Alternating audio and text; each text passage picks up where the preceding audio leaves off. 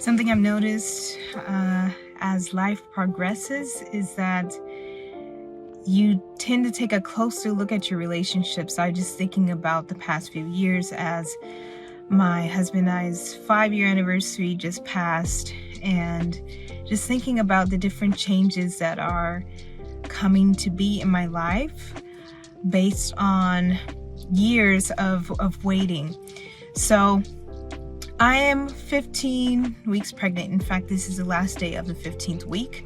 But I wanted to journal either for myself, or I may take bits and pieces of it and share it once baby's here, because I feel there are things that I am experiencing with the changes in my body that perhaps would be useful to take note of them and share it with other women, especially women who are believers in Jesus Christ. So before I go into what 15 weeks pregnancy has looked like for me, I do want to backtrack to, I would say, week 4 and onward.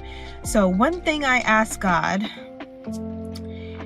is that I would not have any nausea, no vomiting, none of that. And I have had none of that for the first trimester, which is truly a blessing and a testament of what making your requests known to God does. And also, I'd share that unfortunately in May of 2024, my husband and I lost our first, which would have been born sometimes towards the end of last year. But what I've been learning is everything is about God's timing, and it's important to make sure that you're in alignment with what He wants.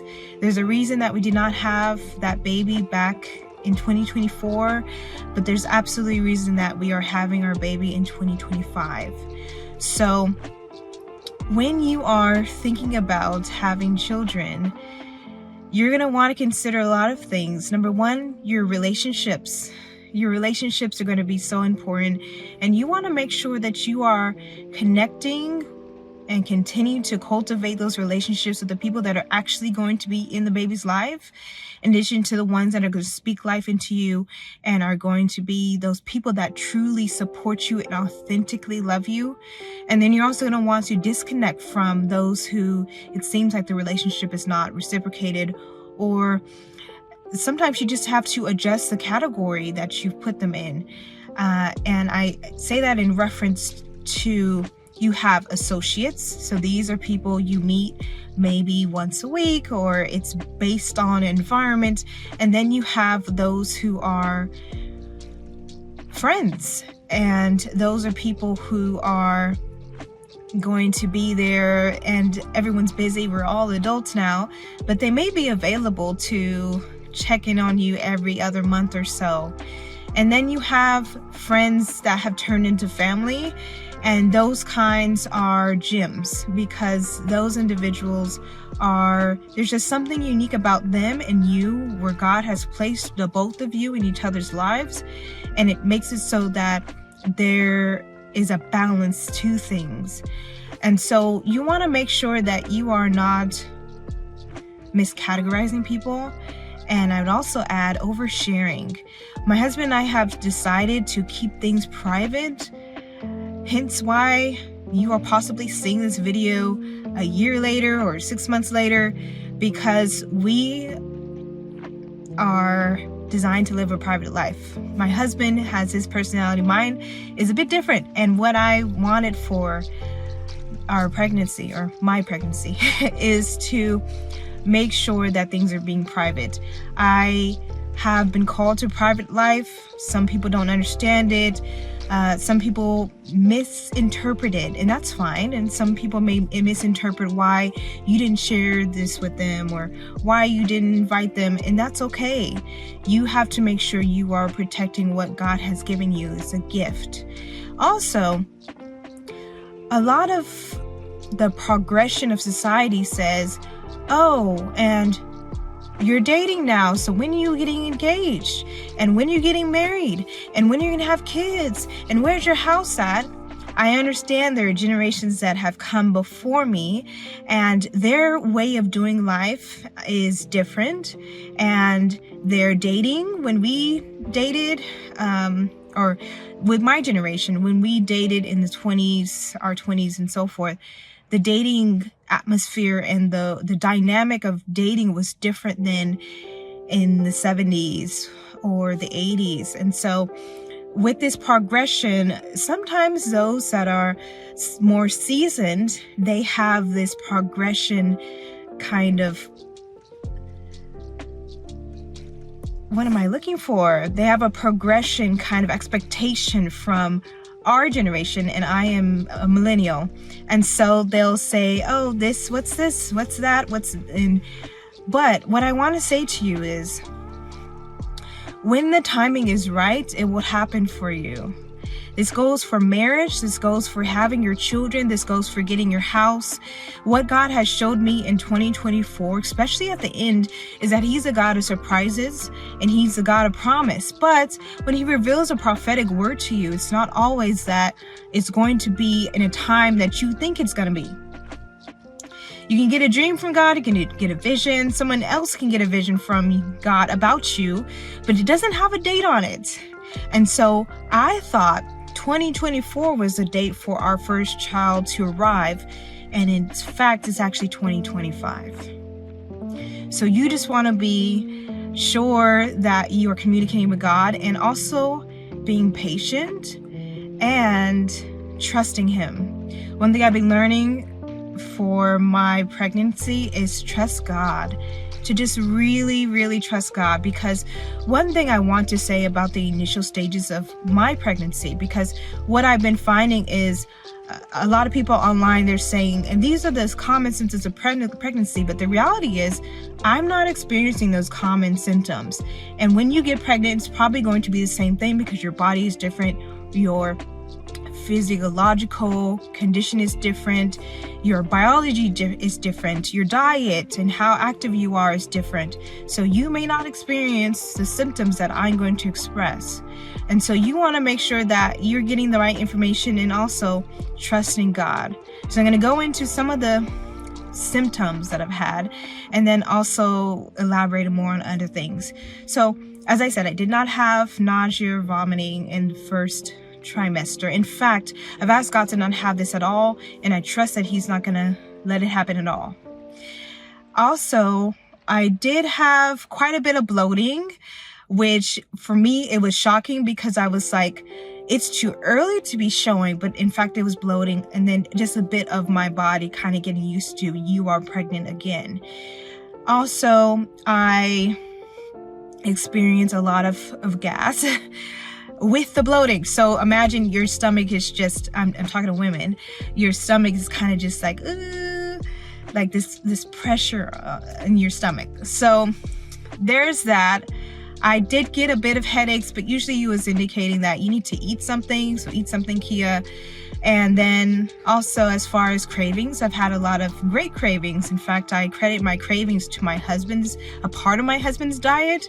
So I've craved a lot of fruits, pineapples, mangoes, strawberries, grapes. But I've always liked fruits, but it's just a little different, especially mangoes right now. Mangoes are my thing.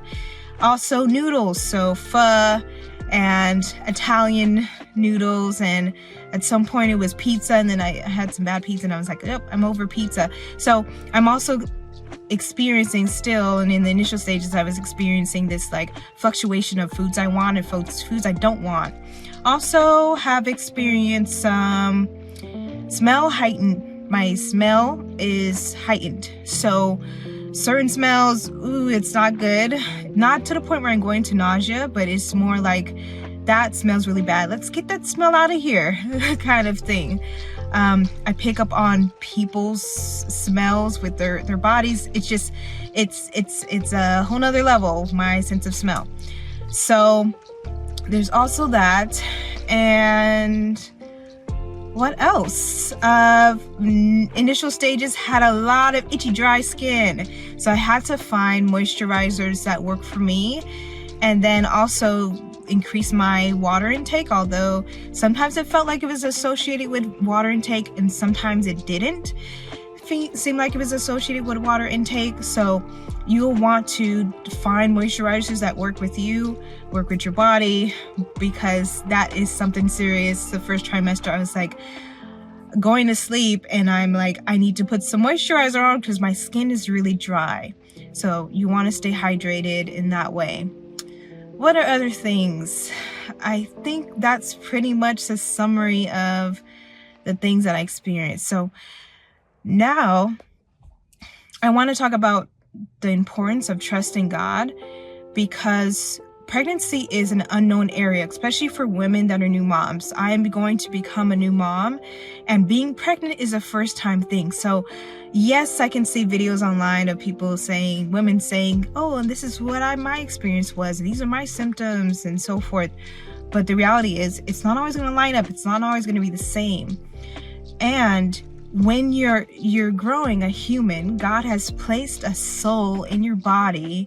What a blessing to grow this human, and you get to meet this human. But the reality is there's an unknown of what's happening truly. Like, yes, you can download the app and you can say, oh, baby size of orange right now, or apple, and so forth, which is actually at 15 weeks, our baby is the size of an apple. But you can see the progress, and this is what happens to your body in 15 weeks. And again, a lot of the things that I read is like, I'm not experiencing that. And I believe it's because the grace of God on my pregnancy. I made my request known to God before I got pregnant, the first time and the second. It was a reminder, hey God, remember I was asking for no nausea, no vomiting, and so forth. So you want to make sure that you're continuing to trust God, because one thing you are going to experience when you go to your first ultrasound, and usually that ultrasound is going to be indicating of the potential due date, because due dates are just estimates, is that you are going to be able to see the baby's heart rate. And following those appointments that you go to monthly, because you'll have monthly appointments leading up to your due date, is that you're going to be able to hear your baby's heart on the heart monitor, whatever they call it. They put, the gel on your stomach and you can hear the baby's heart rate. And one thing that crossed my mind is, oh, I should just purchase one of those so I can hear it whenever I want. But then I had to remind myself to pull myself back and say, but you need to trust God, because you don't want to become this person that's just dependent on, well, I just have to make sure my child is alive. And I believe that a lot of that thought process came because of the loss of my pregnancy, for our first child. And so I have to make sure that my mind is set clear and in this pathway of trusting God, that He is going to bring our baby to this world this year. So another thing to consider. I also want you to consider praying over your womb, praying over your child that's growing in your womb. Pray as soon as possible and plead the blood of Jesus over your body. Take communion often.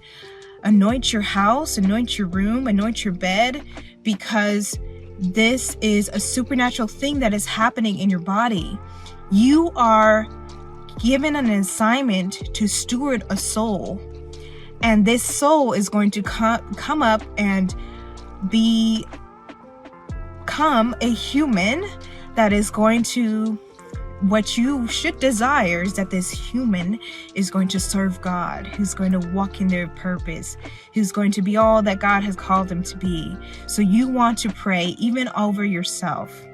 If you are someone who's designed to live a private life, then you can take the motions to live a private life. My clothes have changed, and at some point people are probably noticing that I've gained a bit of weight, but nothing's being said. It's perhaps that God is making it hidden, or it's just that people are not being straightforward about, wondering what's going on. And that's fine, because again, we have decided to keep things private in a small, intimate group, revealing to them the pregnancy, because we want to protect the future of this child. And we made this decision because of what I've learned spiritually, that when you overshare, there can be spirits that are on people that they don't know about, and they will want to pull information from you in order to learn things about you. And the way that a monitoring spirit functions is that they can take this information, go back to their clan of, fellow spirits, and the enemy can try to hinder and obstruct what God has coming to you. Just like the scripture says, when Daniel was praying and his prayers were hindered by the Prince of Persia, which was a principality, is that the same can happen if you overshare. Not everyone needs to know your business. Same with women who are getting engaged. Not everyone needs to know the dates, the time, and so forth, especially when they're strangers. This is just something that is personally a pathway that God has put on my heart and my life, is that I want genuine relationships in my life, and my husband's life, and our child's life. And if we don't have a personal relationship, that's okay. But let's make it so that we are genuine about where we stand. And it's okay if we stand in a place of associates, or it's okay if we stand in a place of acquaintance, or just co-worker, because let's be realistic about what our relationship is. And it's not that I don't care about you. It's just that this is the assignment that's on my life, to live a private life. And I am going to live the private life in order for the things that He has for me and our family to be protected. So, week 15, this is the last day of week 15. So tomorrow, which is Monday, is going to be week 16. And so at this point, I am showing my clothes have changes. I wear a lot of joggers because they can expand. My jeans, I had to, put my jeans on vacation for a bit, because at some point I was like, I forgot that these were pretty tight the last time, so let me make sure I put these away so I don't wear them again because it can be very constricting in, I would say, at work, and just wearing them in general. It's very uncomfortable.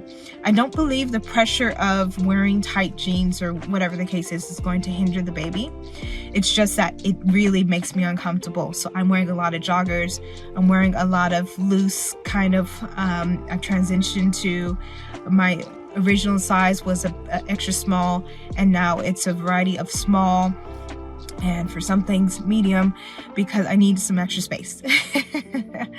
So it's that, and my appetite has, I feel like in the first trimester my appetite had increased a bit, and now it's balancing out, as well as my energy. I didn't have a lot of fatigue in the first trimester, and I don't have it now. So it's truly been a blessing. Week 15, baby's the size of an apple, and I am wanting to, I'm showing at this point, and that's fine. I just want to make sure that I'm not opening up the ability for people to pry. And I do this because, again, I want to be genuine about the relationships that I have. And it's not that I don't want to share. It's not that I'm not happy and excited. I'm elated. I'm super excited to meet our baby. It's just that I want to make sure that I am sharing with individuals who truly have a heart for me. And you can tell when people have a heart for you, or it's more like, oh, because we're associates, or because we're in a common environment. And there's a place for those kinds of relationships. But when it comes to this closer circle that I'm drawing in, I want to make sure that closer circle includes those people that truly have a heart for my husband and I and our future child. So I am excited about week 16. At this stage, I'm reading that I can start to feel flutters and all those kinds of things, which I hope I know what it is, because I've never experienced before, but I'm sure I will be able to tell what it is. For those who are watching this journey, I want to say to you, your journey is going to be your journey, and you decide what you are going to share about your journey. Your engagement, your wedding, your pregnancy, your child, your new home, all those things. You can make the decision about what you'd like to share, and it's okay to not overshare with those things. Love people, be good to people, but it's okay to keep things private, because God may be calling you to keep things private in order to protect something and that soul that He sees is coming down the way and why it needs to be protected. And you can go ahead and be in agreement with Him and say, okay, I'm going to not share these things. I also don't want you to be moving in fear. When your stages advance, so we're talking about the progression of, hey, and what you're dating now, when you're getting married, when you're getting engaged, when these different stages occur, the enemy will try to send new types of thoughts and negativity to you. I've had new types of negative thoughts and just ridiculous things that had come across my mind. And I have to make sure that I am staying in what God has promised. He has promised us a child, and more than one. So we have to make sure that I have to make sure, and my husband have to make sure that we are staying focused on what God said will come to pass. And it will be so. So I trust that this has helped you. You can add your questions. I don't even know which year I'm going to release this. Even if I'm going to, this may just be something for our child and their future, so they can see it, or just me. But I do hope you can take bits and pieces and ask God, how does this relate to you, and what your assignment is. And yeah, that's all for now.